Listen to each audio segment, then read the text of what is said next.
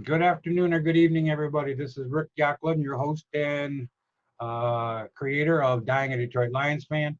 We've got, don't let me destroy it, Don Zelakowski That's joining right. us again. I was pretty close, didn't butcher his name all that bad. Right on the money. But tonight we're going to talk about the results or the reveal of the NFL schedule for the year and what we think about the Lions schedule. We'll also touch base on free agents because Don and I had talked about doing that previously, but I've been busy working in yard work and whatever and never really got around to that. So we'll touch on that. And then there was an interesting piece in one of the Facebook groups last night that I read where one of the people wrote in and was kind of bitching a little bit about the fact of the Lions not having any time games with the exception of the Thanksgiving Day game, which is actually a noon game. So we'll talk about all that going on.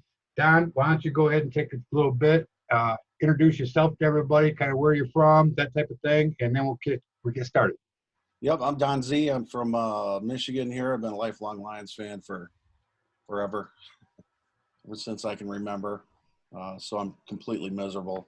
There were some good years in there, but it's been pretty lean. And it's hard. It just seems like we're right on the cusp sometimes, and then we snatch Defeat from victory. Defeat from the jaws of victory, right? Right. So we seem to do that a lot, and but man, it's the off season. Hope's eternal. Football season's right around the corner. It's hard not to be excited and optimistic about it and say, man, this is our year. I got you. Well, we'll see. I mean, I think with some of the free agent signings and stuff, everything has kind of been under the radar with them. With the some of the additions to the defensive line and stuff like that. You got Jamie Collins in there on going to be roaming around as a linebacker for us, and yeah, so we can be New England East. Yeah, or West, I should say. Yeah, I'm good with it. Those guys are all proven winners, so right. It's good to have proven winners on your team. So, but I think, like I said, we're going to be, we're definitely the definition of blue collar. This team is for sure. So, yeah. I think we're going to be just fine. I think we might sneak up on some people and we stay healthy and we can, do some good things and maybe get a call or two our way. We'll see what happens. That's true. Hey, I'm going to mention to people that you and I really don't know each other than through the groups in Facebook groups, actually. Right. And we've kind of chit-chatted back and forth and had our little arguments about my thoughts about the Lions as well as yours. But it seems like we've struck a happy accord, and I'm happy for that. Sure. And, especially with having this platform that we can turn around and use a Zoom message as well as the recording device for a podcast, and we can kind of share them all together, mix them together, and I can post them up. So that's kind of cool. So yep. Let's start out with talking about the schedule. Is there anything off the top of your head that you see as a really like shining star or like a problem area of the Lions schedule so far when you saw it last night? Well, I don't see any problems with it. I think it's a little strange starting out with division opponent right off the bat. Two of them, yeah, actually. Back to back. Yep. It's nice being able to play Green Bay in September rather than in December with their snow. Now, we do have that with Chicago later in the year, I believe, December. Yeah, I believe we closed. No, we we got Chicago on December 6th, I believe. Yeah. But the good thing about that is that we play that game after our Thanksgiving Day game. So that's good. Yeah, we got a little bit of time to prepare for that. And then, really, if you look at the Chicago and Green Bay game to start off the year, it's Chicago and Green Bay later on in the year back-to-back again. So, right. So we'll see how that goes. I really enjoy starting the year at home. And it's like a long time since we've had a home game to start the year, doesn't it? Seems like it. Yeah. And I then, mean, I then I could be think, completely wrong, but it seems like we're always on the road to start. yeah. And I like finishing up the year with two straight home games. So Yeah. And that's pretty speaking nice. of that, though, just not to interrupt you there, but weeks 15 and 16, those games are potentially flexed. Those are Right. potential Saturday or Sunday games. Right. And I think that it really kind of comes down to the fact that they're playing Tennessee and Tampa Bay. And I think that's going to be a situation where if either of those teams are in the hunt for the playoffs, I think they're going to want to give them a standalone game on a Saturday or a Sunday afternoon. So I'm kind of happy for that part at least. I wonder, is the week 17, the Minnesota game, is that flexed? No, that's not flex. That's a 1 o'clock game. But if I'm not mistaken, that week 17 game, Don, almost every game is 1 o'clock with the exception of the few West Coast teams. Oh, that's right. Because That's right. it's the last game. There's no night game that night. Right. None of that stuff. Everybody is done for the season then, because that way you got the playoffs starting the following week for wild cards. Right. But I got you. one thing I did see that was kind of funny to me, and not really funny, but I didn't really realize it, was the fact that the Lions' whole preseason is the NFC East, if we have one. They play every team in the NFC East. See, I haven't seen the preseason schedule yet. I didn't know that. So Yeah. Okay. Yep. So They start with at home. We start at New England. We have the Jets at home. We go to Miami and finish with Buffalo at home. I got you. Okay. Okay. So now, who knows if that's going to actually happen because of the situation with the coronavirus and Sure. fans and stadiums. And even today, I'm hearing still stuff about a truncated preseason. If there is a preseason, maybe try to at least just get it down to 2 games so they get a little bit of hitting in before the actual league year starts or the regular season starts. Right. And the only other thing I don't like about what I'm hearing is, man, they're willing to push back the season, just roll back weeks if they have to. So that, let's say they have to miss the first 3 weeks. Well, weeks 18, 19, and 20 will then be those first 3 weeks finishing up the season going into the playoffs. And they're willing to push the Super Bowl back, like as far as I've heard, into mid-March. You know what's funny is I know a lot of people that make light of these guys. Oh man, they just play a game for a living. They're just out there having fun and and this and that. Can you imagine the incredible amount of work that it takes for these guys to prepare? And then if they get right down to it, and all of a sudden the NFL has to make a decision to roll back weeks, just like you're saying right there, that has got to be a tremendous burden on them and their families, and not to mention the league, the sponsors, the networks, everybody. It's crazy. And one of the things that I didn't realize is with the schedule that came out like this, I didn't pay attention last night, but we're going to have NFL on Christmas Day. That's going to piss off the NBA to no fucking end. Yeah, yeah. I mean, well, we had last year, I think, didn't we? No, not Christmas Day. Oh, I thought we had Christmas Eve. Okay. It was Christmas Eve. But the NBA's had it all to themselves, and this year they're turning around and they're actually going to play on Christmas Day. And the counterpoint I heard to that was the fact the NBA season is so long anyways, that why don't they get realistic and go from 80 games down to 60 games or 82 to 62 or whatever the case may be, Sure. and not even start their season until December 25th. Christmas Day could be their coming out thing, which would be good because then they can have those 6 games or 5 games like they do on Christmas Day now, and probably put a good draw. And that way put some good competition against the NFL for television viewership too. Sure. So yeah. Well, I'm kind of happy they're doing it. I mean, personally, as I get older and, my kids are older, they got kids of their own. So Christmas is not like it used to be. So for me, that's great because I'm bored to death usually on Christmas Day. I mean, I'll watch the basketball. Sports. Yeah, but I mean, I'll watch basketball because it's on. But I really don't care about the NBA until the playoffs start. You know, it's just too early. I mean, football, Yeah. I'm into everything, but NBA just doesn't do anything for me. Yep. I hear you.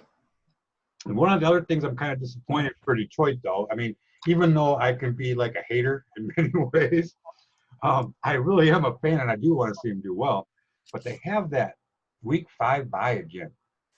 And Yeah, it's pretty early. yeah, it is. And it's like, you know, man, oh man. That means they got 12 straight games to finish the season. Um, and I noticed or I heard today, I didn't pay attention to their schedule exactly, but I heard on Colin Coward, I think it was, the fact that is the NFL setting up Tom Brady in Tampa Bay like a son of a bitch because they want them to be relevant and they want Tom Brady for like the television revenue and stuff because their bye is like week 13. So Oh, really? perfect for him, older guy. He gets his bye week in week 13, so he's got 14, 15, 16, 17, 4 games left to go. And every one of their final 4 games are warm weather or indoor. Well, here's a prediction for me. Okay. Uh, I'm writing it down too. Well, my prediction is by about week 13, they're going to be talking about Tom Brady's close to coming back from his broken collarbone. So I think I don't think this is going to be what Tampa fans want down there. So, you know, I've always been, look, man, I'm Irish. So I've never been a Michigan fan. I'm fans of certain players and stuff Right. like that, just like anybody else. But, you know, and Brady's all right. I don't have anything against Brady.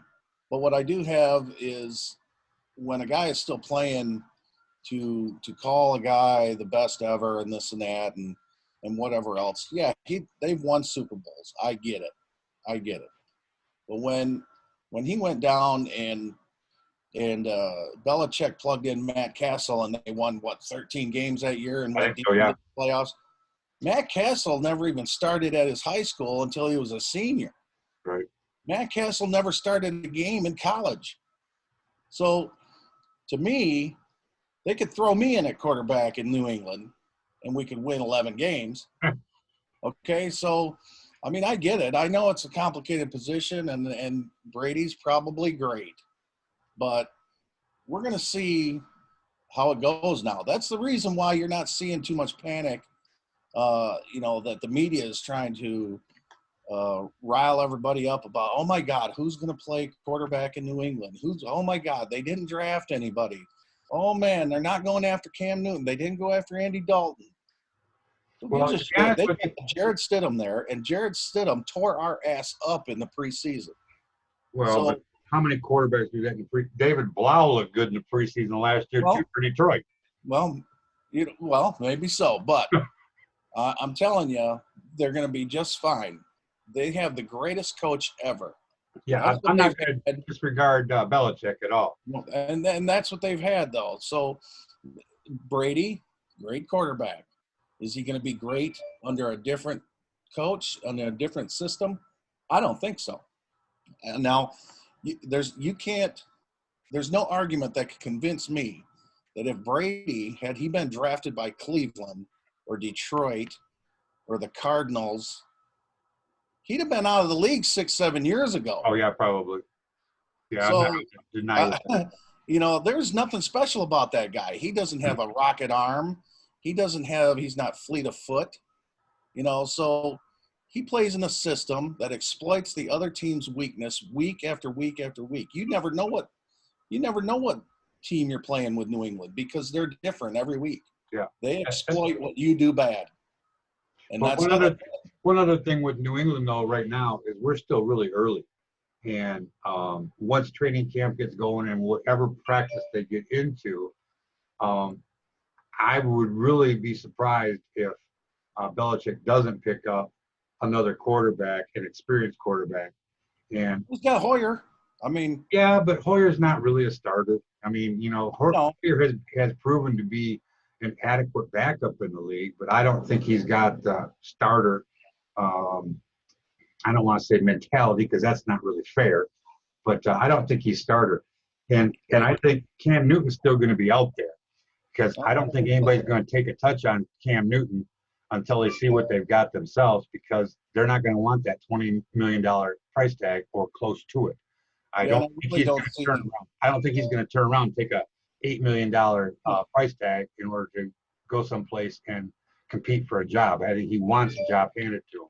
Well, and then can you imagine? I mean, just try and picture him and Belichick sitting in the same meeting room. I don't see it. I just don't see it, you know. So, but I think there's quarterbacks out there that I think will float around, and sure. I really wouldn't be surprised by at the time, second week of training camp, that Belichick picks up another quarterback that's got some experience besides Hoyer, that gives him a little security blanket there in case Stidham just doesn't, work out right or whatever. And I don't know enough about the guy to say he's got potential or not. Excuse me. So, well, I know that he looked phenomenal against us in preseason. Yeah, he's playing Detroit, though. I'm sorry? He's playing Detroit. Well, I watched him in another preseason game, and he looked fantastic. So, I mean, we'll see. We'll see. I think that people are a product of that system up there. I agree. It's the same argument that people make all the time about how, well, you can't ever name who was on, who were the starting wide receivers at, in X year when they won the Super Bowl. You don't know because there were no superstars. You're right. There were no superstars. They all just did what they were supposed to do, right, playing within that system, and they kick everybody's ass. So, and I know that, maybe whoever watched this podcast hears me hating on Michigan's beloved Tom Brady. Hey, I'm a state fan, so I'm not really going to complain about it. I'm good with it. Bring it on, baby. But, I do like Brady. I like the fact that he's just got that cocky enough attitude without being a Cam Newton. Right. But he's got that wear it on his shoulder chip, that, hey, you know what, I was never drafted, And I really think that this next year or two, if he stays that long, is to prove it that either he's the best or he was New England or Belichick was. Yeah. I think that both of them want to prove to each other or to themselves that they were the catalyst for that organization. Doesn't it make you wonder what kind of makes you wonder what's going on up there? Why would you, I understand 20 years in one place is a long time. But man, when you're winning, but you hear about the fact, though, that like Tom Brady has only received one game ball in 20 years up there. And, and that Belichick just doesn't give a compliment no matter what. And I think that maybe, that would work on me, maybe, after that long. I mean, I don't mind. And I do understand the concept of a coach. If he can call out Brady, he can call out anybody at any given time. And I have no problem with that. And, I know that I did it to my son and coaching him. I would rather pick on him because people thought, or kids would think, if I'm picking on my own kid, don't get him at me, that kind of thing. But, and I kind of was that way. I mean, when I was a kid playing ball, man, we had a no-nonsense coach that is in the state Michigan Hall of Fame for football and basketball, I believe. But he called everybody out, and for a parochial school, oh, man, he had a language that puts mine to shame. Right. So it was unbelievable. But, all right, let's go back a little bit to the schedule. All right. I'm looking, the first two games, the Bears and Packers. I agree. I really don't like the idea of opening with back-to-back games. But games 3 and 4 are Arizona and New Orleans, and before their bye. And you know what? We're looking dead in the eye of maybe being 1 and 3, coming out of the gate. Well, I would hope that we're going to end up knocking out Chicago. Well, I'm hoping this year we can at least beat Arizona. Yeah. I mean, we're not going to kiss our sister this year. I hope not. I mean, Christ, they gave that game away last year. That's just coaching and defense not paying attention. Yeah, I think we'll be just fine. I always wonder about Green Bay. You know, they're kind of up and down year to year.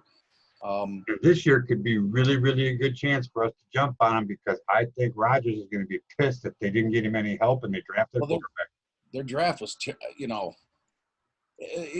all the networks and everyone, the writers and stuff try to spin, you know, during the draft, everyone was like, holy shit, their draft sucks. And then the next day, next couple days, you start seeing all these draft grades come out and they get like an A- or a B+ from people. And they're spinning this, well, maybe it wasn't a bad idea to take, this quarterback at number 1 and this no-name running back at number 2 and this and that. And I don't think so. I think I don't see what their strategy was. Me neither. Their draft. They didn't draft a wide receiver. They desperately need a wide receiver. Yeah. And like you said, Rodgers, man, if he's not pissed off, or if he is pissed off, I can't blame him. Yeah. And that's only going to do one of two things. Either he's going to end up sulking or he's going to come out and have an all-pro year. Well, even if you're not arrogant and cocky, which he's awesome. Right. He's got a right to be a little arrogant and cocky. Yeah. He's got a right to be able to go to the organization and say, hey, you need to build around me. You only got me for 2, 3 years, 4 years, That's right. That's right. And for them to completely disregard that this year, it seems to me like they did. They're drafting a quarterback in the first round. In fact, they traded up to get this quarterback. Yeah. So that obviously means that they're concerned with their future. They're not concerned with winning now while they got this, future Hall of Famer in there. I heard something though about the fact that even though that the new coach they had, which I don't remember what his name is off the top of my head, but a young guy that basically I've heard it said by writers from up in that area that have been on other shows that as the coach, he's had it with Rodgers. Yeah. He doesn't like Rodgers' attitude. And he's like, I'm in charge of this team, and the new GM is, we're going in a direction that we want to go in. Either you're going to come on board or you're not going to be. Music to our ears. And yeah, really. Yeah. You gotta piss him off. I hope he quits. Fuck it. And I don't know if people remember what Green Bay was like before they got Brett Favre. And then Rodgers sat there for years. But sure. Green Bay was miserable for years. Lynn Dickey. Yeah. And I can't even think of, I remember him, but I can't even think of some of the other quarterbacks they had there. Don Majkowski or whatever his name was. Yeah, they had the Magic Man. Yeah. He won a couple games. And but, I have a friend of mine that is, I'm from Facebook, okay? And we have known each other through Facebook and playing fantasy football now for years. And actually his wife has got into playing fantasy football with us. And I think that sometimes she's a little better manager fantasy-wise than he is. But after the draft, she popped up online and had a picture of Mike, which is the guy's first name. And he was just pitching a bitch. And she called him Coach Mike of the Green Bay Packers is not happy with the selection and stuff like that. And that carried on all weekend. I mean, every pick that they had, he was bitching and moaning. And she was kind of like shooting back captions and pictures of him like arms up in air. What the hell they doing? This, that, and the other thing. So, and he actually is an usher now for Green Bay. He got into that position there. So he gets to see all the games, other than the fact that he's an usher. And if it was me, there ain't no damn way I want to be out there for 6 hours on a Sunday when it's the frozen tundra helping people get to their seats, Right. Let me sit at home in front of the television in December, not standing outside in the cold. Yeah, I hear you. But it was funny to just see that, though. And I know that we all have affection for our teams and we want the best. Right. For a guy that is such a Green Bay fan, to have him just go ballistic about their draft and taking a quarterback in the first round when they so desperately need a wide receiver. It was just, that's why I just pulled the draft up here. They went quarterback, running back, tight end, linebacker, offensive line, center, offensive tackle, safety, and edge rusher. That's their draft right there. Yeah. The third round guy, the tight end, Joseph DeGara I've heard good things about him though. out of Cincinnati. I've never even heard of him before, but I don't follow the Bearcats, so I mean, I've heard some good things about him. I don't know where I heard it at, but someone said that that really could be someone that actually helps them, and the running back too. Well, they did. I think they did lose Jimmy Graham, right? So I think so. I think Jimmy did go. I believe so. So, hey, maybe. Yeah. I hope not. But Jimmy Graham, actually, to me, never played up to his potential from Seattle, anyways. So No. So you got that. Going back through the rest of the schedule, though, I really don't see anything that's really, really major. But the one thing. Well, here's something that I like. We've got in the first half of the season, we've got quarterback turmoil in Chicago. And Green Bay. And potentially Green Bay. But we also have potential Hall of Famer in Green Bay that's right. pissed off this year. Right. So we have Nick Foles or Nick Foles or Mitchell Trubisky, right? Yeah. The first week. So neither one of these guys are – we're not going to remember their names in a few years, okay? Nick Foles, he fell under a lucky star, played well in Philadelphia for a little while, but he's been a lifelong backup in the NFL, basically. Right. Okay, so we move on to Kyler Murray, which I am not sold on Kyler Murray. No. He won the rookie offensive player of the year last year, but I'm just not sold on him. I think it's going to be one of those things where he goes into sophomore slump. We'll see. We'll see. Then we got Drew Brees, but then we got Minshew. I guess so. Possibly. Too magic. We got Minshew, and then we've got, Matt Ryan. Vanilla Matt Ryan. Matt Ryan, he's got good games and bad. Yep. Phillip Rivers, who's at the tail end of his career, and Kirk Cousins, which is nothing special. So I'm not really scared of the first half of the schedule. Actually, I think that Minnesota is going to be someone to watch this year. Yeah, we'll see. They're always tough. You never count them out. So right. Then you got the Washington Redskins and Panthers. Now, neither one of those give you a quarterback to be scared about. No, I mean Bridgewater. I think he's decent, but he doesn't scare me. Haskins doesn't scare me. Right. Deshaun Watson lost the best weapon of any team in the NFL. Yeah, he sure did. And that's a team. I think that's a team that unless they advance this year for sure, their coach is gone and general manager because he's devastated that team for the future when it comes down to draft picks. Yeah. From what he's did already, and I don't think this Hopkins thing is going to go down good with the guys in the locker room this year. To be honest with you, Probably not, because every guy in that locker room probably wanted that guy on the team. Right.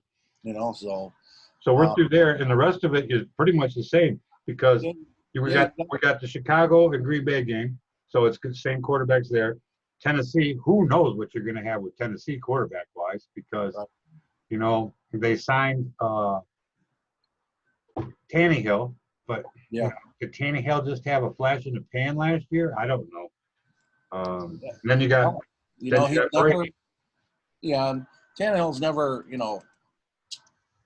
Never been that special. He had a great defense to play with last year too, and he played well. Let's not take anything away from him, but he's not proven. Are you scared of Ryan Tannehill? No. So I mean, I think it's just like any other team that when they got idiot fans like you and me doing podcasts before the season, it goes the same for any team in the NFL. If they stay healthy, the guys that they think can do the job are probably going to do a decent job, and they're probably going to have a decent record. Yeah. But it comes down to health. It comes down to, in my opinion, in the NFL, I think it comes almost all the time down to health. No need to kind of like spring up, but I got to end up taking a break here for a second and go. My battery's running low for some reason, so I'm going to go grab my cord while you're taking a break. Sounds great. I'm going to pause this then too. Sounds good. Okay. Good. Okay, we're back from the little slight break, and let's continue with second half of our show today. We got Don Madlowski here. God, you know I busted that up this time. Don Z, that'll work. Don Z, that'll work.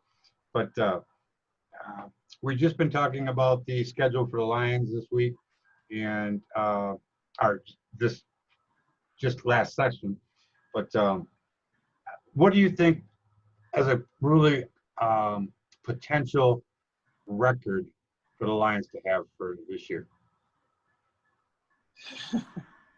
Well, I mean, something realistic that you think that, if everything aligns, yeah. what do you think that they're going to do? I mean, I'm looking at their schedule and I'm kind of thinking that 8-8 might be the best they can do. Well, I don't know about that. I think if Stafford finishes the year and has a anything close to what he was doing last year, I think you're looking at 10, 11, 12 wins probably. Holy shit. I do. I think so. I think you're going to see. You're not diabetic from all the Kool-Aid you're drinking. No, but think about this. Like I said at the beginning, they've flown under the radar with their free agency stuff. Okay, that Nick Williams and Danny Shelton are going to make a humongous difference on that defensive line.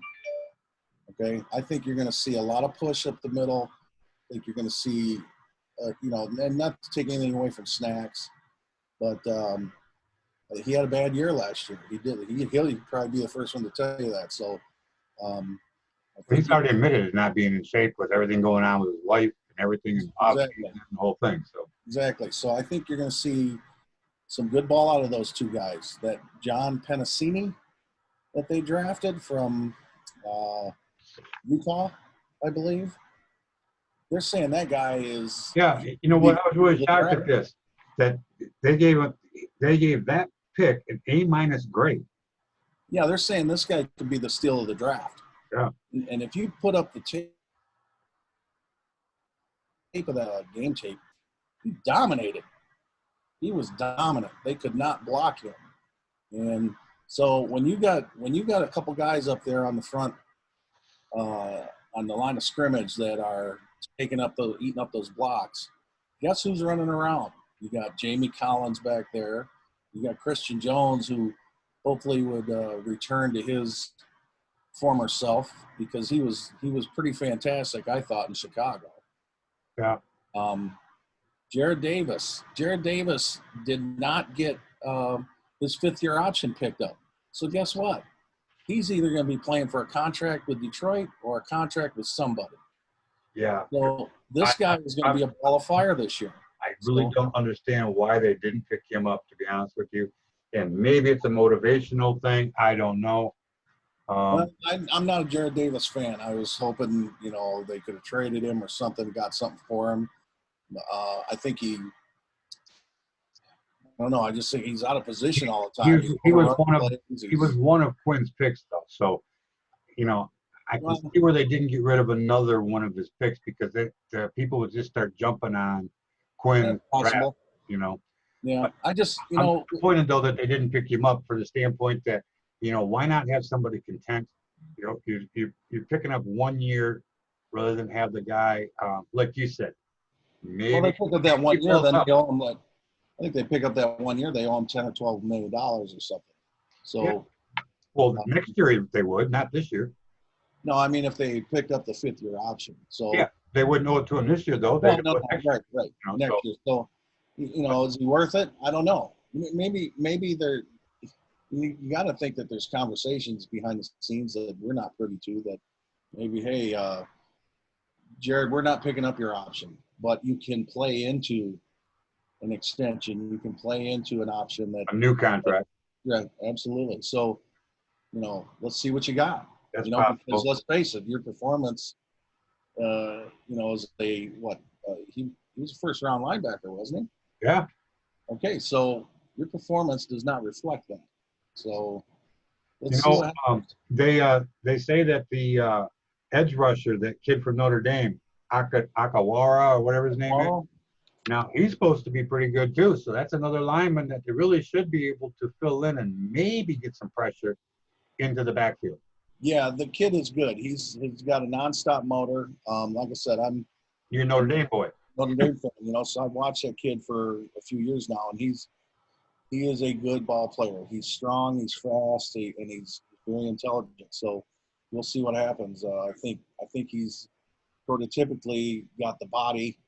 He's the prototypical size and um, weight for NFL edge rusher. All right. They say that he's got to get a little stronger, which is fine, but yeah, but most people do coming out of college. Oh, sure. Sure. I mean, it's very rare that you get the Bosa brothers, coming out. Right. But, I think that a rookie definitely is going to have like a curve to hit. And you hope that when they go through their conditioning thing or prepping for the draft, that they're already working in that direction to try to build up the strength and the things along those lines. So I'm looking forward to him. I hope he does well. I think Romeo is a good ball player too. I think, his brother. So, yeah. It'd be nice. Sure, man, that'd be great to see, these brothers play for the next 3-4 years or so. Yeah. And, dominate the league, bookend defensive ends, I'm not a huge Flowers fan. I think he's decent. I'm sorry? Over the hill in my mind. Well, I think he's decent, but I don't know, man. Just like, I'll give you the example. They were just showing, and I posted this on your Facebook page there about when they were showing the game. I watched it the other night too. Well, they're saying that I remember during that broadcast that they said that he obviously had those 2 hands to the face penalties that were on Bakhtiari's shoulder right here. Right. But Bakhtiari sold it good and everything. So kudos to him, I guess. But they weren't.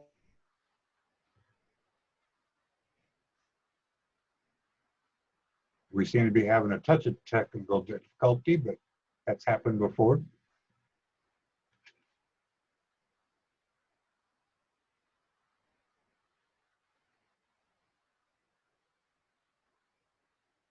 We don't know what happened to Don there. He seems to have frozen.